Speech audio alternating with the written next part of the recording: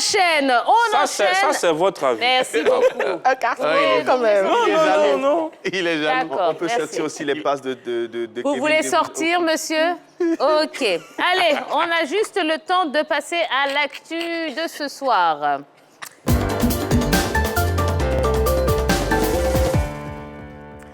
Les matchs retour des quarts de finale aller de l'UEFA Champions League se sont joués ce soir. On connaît donc les deux premiers qualifiés pour les demi-finales.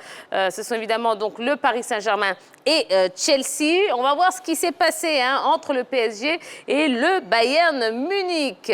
Oui, il fallait pour cette équipe du Paris Saint-Germain conserver l'avantage acquis au match aller. Et pour le Bayern de Munich, il fallait tout de suite revenir dans la partie puisque battu à l'aller, ça va très bien commencer à la 40e minute pour cette équipe du Bayern de Munich avec l'ouverture du score de Choupo-Moting après ce petit cafouillage dans la défense du Paris Saint-Germain. Il réussit à placer cette tête. Voilà, ça fait 1-0. Là, les Parisiens, plutôt les Bavarois, étaient sur la bonne voie. Mais bon, malheureusement pour eux, ils ne pourront pas marquer ce deuxième but-là qui leur permettrait d'accéder aux demi-finales. Donc, qualification pour l'équipe parisienne. Est-ce que cette qualification vous surprend ici autour de la table? Moi, pas du tout. Je ne suis pas surpris de la qualification du Paris Saint-Germain. Je l'avais évoqué bien des semaines avant. Je disais que le Paris Saint-Germain avait la possibilité, la capacité de se qualifier parce que c'est une équipe aujourd'hui qui a mûri.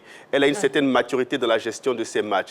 Elle sait aujourd'hui comment jouer les matchs aller-retour de la Ligue des Champions. On l'a vu face à l'équipe du FC Barcelone en huitième de finale. Elle a réussi à imposer son style de jeu à cette équipe barcelonaise et surtout à gérer au mieux le match retour. C'est ce qui s'est fait lors de cette rencontre retour face à cette équipe du Bayern Munich, qu'elle a allé battre à l'extérieur 3-2. Et puis, à domicile, là, elle a géré toutes les avalanches offensives de cette formation du Bayern Munich avec derrière un excellent portier. Parce que c'est aussi ça, ce qui manquait véritablement à cette formation du Paris Saint-Germain à l'époque, c'était qu'elle n'avait pas un gardien qui était capable de réaliser 3, 4, 5 arrêts dans un match. Et là, aujourd'hui, ils ont ce gardien-là qui leur a permis... Un arrêt décisif. Des arrêts très, très décisifs, d'ailleurs, dans une rencontre. Et c'est ce que Keylor Navas a réussi avec cette formation du Paris Saint-Germain. Et donc, moi, je ne suis pas vraiment surpris parce que l'équipe du Paris Saint-Germain a toutes les armes nécessaires pour aller remporter cette Ligue des Champions cette saison. Parce qu'elle n'a plus peur de prendre une remontada. C'est fini. Ah oui. Bon, dans Jeunesse, on se souvient qu'il y a quelques jours, vous évoquiez le fait que Paris ne se qualifierait certainement pas. Bon, eh bien, ils vous ont donné tort ce soir. Ah oui, on a senti l'absence de Gnabry, de Lewandowski. Déjà, 8 joueurs du Bayern Munich, plus de 8 à l'infirmerie, donc ça a pesé. Je me pose la question, si tous ceux-là étaient là, qu'est-ce que ce résultat-là allait donner? Ils n'étaient pas là, donc on a senti vraiment que devant, ça pêchait quand même. Choupo-Moting a fait ce qu'il pouvait faire. On a senti la domination parce que le Bayern a dominé 54% de possession de balle, 15 tirs, 5 cadrés. J'imagine si Lewandowski, s'il était là, je pense que ça allait faire mal devant. Et puis, on va dire quand même félicitations à Keylor Navas qui a vraiment fait le job. Mais bon, on va attendre jusqu'après les demi-finales pour voir. Mais cette équipe du Paris Saint-Germain ne pourra pas arriver jusqu'en finale. Non, mais dans Gilles, quand même, bon, il faut être quand même... Il faut être logique dans ce qu'on dit souvent. Je suis logique, c'est mon avis. Vous savez très bien que Gnabry et Lewandowski n'étaient pas présents, n'allaient pas être présents pour le match retour. Malgré cela, vous avez pronostiqué une qualification du Paris Saint-Germain, tout comme moi d'ailleurs. Et là, je vais... Une qualification du Paris Saint-Germain? Il avait pronostiqué plutôt une qualification du Bayern, tout comme moi, bien sûr. Mais sur ce match, et pour revenir à ce que Yves Boris disait à l'instant, c'est-à-dire la capacité de gestion du Paris Saint-Germain, voilà, là, je ne suis pas d'accord parce que c'est vrai, ils se sont qualifiés, mais quand on dit une équipe sait gérer un match, surtout un match retour, ce n'est pas de perdre à la maison.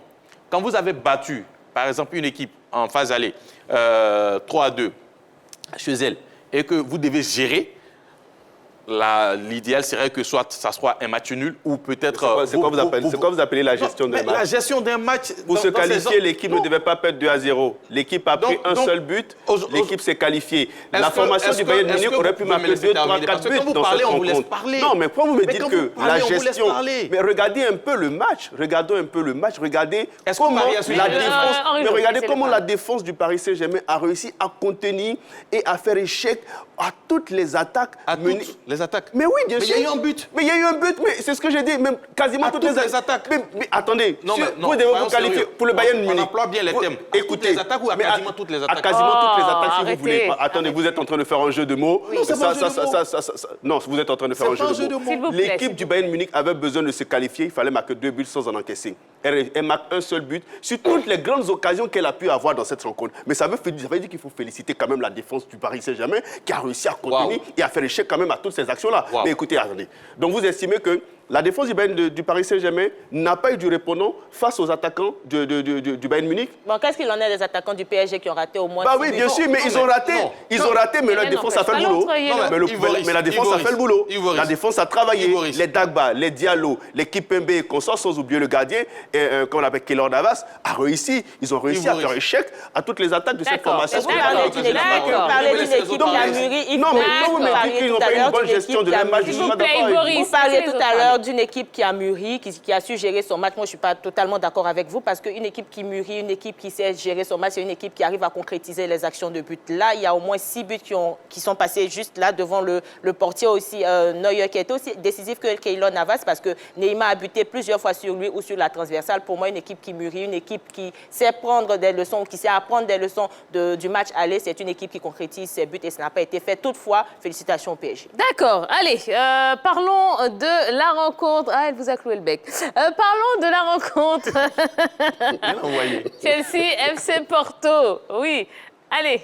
Là encore, je dirais les Blues n'ont pas su gérer ce match retour. Même si ils sont qualifiés tout comme le PSG, ils n'ont pas su gérer le match retour. Parce que déjà, gagner 2-0 à l'aller et se faire battre 1-0 au retour, ça démontre qu'il y a eu quelque chose qui n'a pas véritablement fonctionné dans cette équipe de Chelsea au match retour. Il va falloir gommer cela pour la suite de la compétition. Parce qu'une grande équipe, c'est savoir gagner, non seulement à l'extérieur, mais aussi savoir faire un bon résultat à domicile. Ce que pour l'instant, ces deux qualifiés-là n'ont pas réussi à faire, c'est-à-dire ils ont réussi à s'imposer au match aller, mais malheureusement au match retour, ils se sont fait surpasser par leurs différents adversaires. Donc, c'est des choses qu'il va falloir gommer pour des équipes qui véritablement veulent aller loin, même s'ils seront en demi-finale. Mais bon, elles seront plutôt en demi-finale. Il faut chercher à gommer ces contre-performances, surtout à domicile.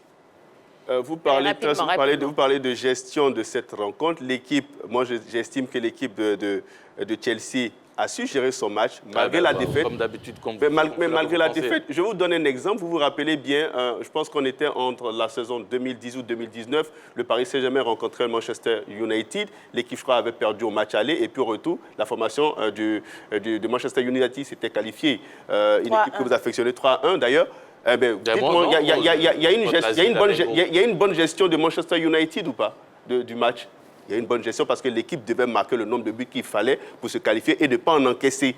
Donc, il y a eu la gestion qu'il fallait avoir. Je pense que là, l'équipe de Chelsea, c'est vrai, perd au match retour face à la formation de Porto, mais il faut remarquer que c'est une défense quand même qui a réussi à contenir aussi les avalanches offensives de cette formation du FC Porto. D'accord. Allez, toujours est-il que les deux premiers qualifiés pour les demi-finales de cette Ligue des Champions de l'UEFA sont le Paris Saint-Germain.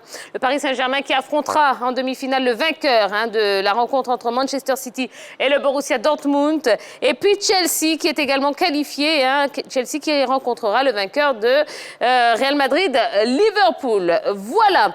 Allez, on a été ravis de passer cette soirée en votre compagnie, en espérant vous retrouver demain en pleine forme, en bonne santé, évidemment.